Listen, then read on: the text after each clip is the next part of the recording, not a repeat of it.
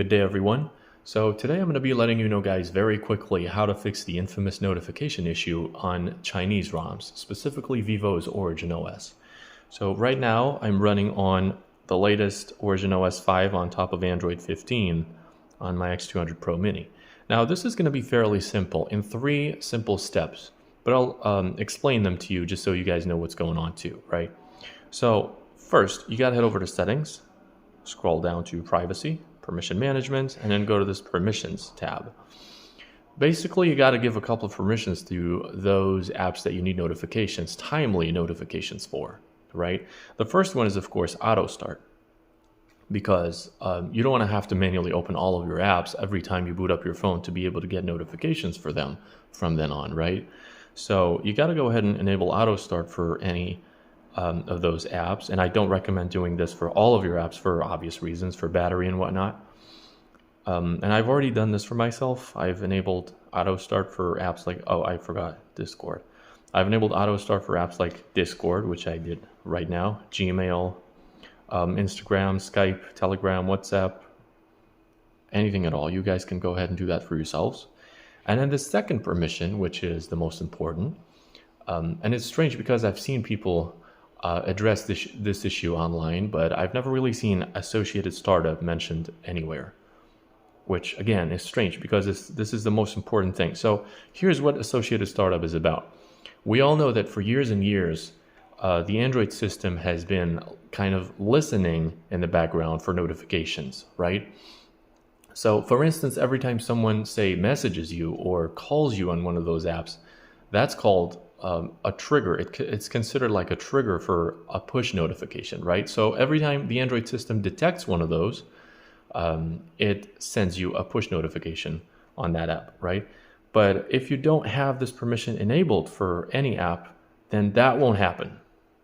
The Android system will not be listening for triggers. So that's what you got to do. I've already done that for myself. You got to enable it for all of your apps. Basically the same apps that you enabled auto start for.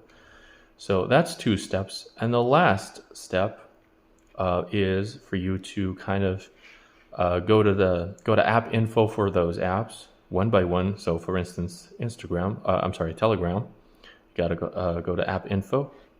There's this section called battery life, background power consumption management. You got to put it on high background power usage.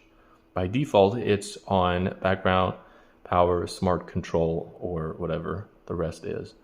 So you got to put it on high background power usage, right? You got to do this for all of your apps. And I'm going to be testing them out actually, and I'll be closing those apps from Task Manager just to make sure they're not manually open. Okay, right? So I don't have WhatsApp or Telegram or Instagram open in the background. Now I have 2 Telegram accounts. I'm going to be messaging one of them from the other. Now look out for the notification, right? That means I do get my notifications in time, even if I don't have my apps open, right? I'm going to be testing that out for WhatsApp as well. Here is my other WhatsApp. Here comes WhatsApp. I don't have bubbles enabled for it, but I did get it right here. Here's the hey. I've done this many times before. Yeah, so this is all you got to do with your notifications and nothing else. This is just basically a strict power consumption policy on part of Chinese ROMs for some weird reason. I've never really been able to understand that. Like, why is that present in Chinese ROMs only and not the global ones? But anyways, this is how you fix that forever. Until the next one, peace out.